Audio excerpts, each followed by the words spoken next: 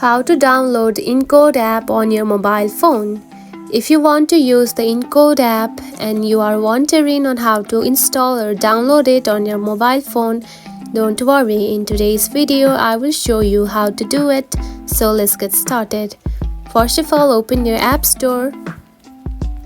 Just like this, then tap on to search button at the bottom.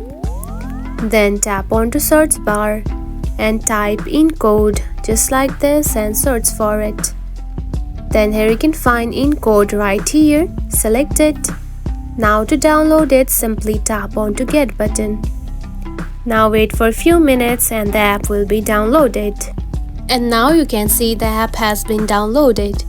Now to open it, simply tap on to open. You can also find the app on your home screen just like this. And that's it. This is how you can download the Encode app on your mobile phone.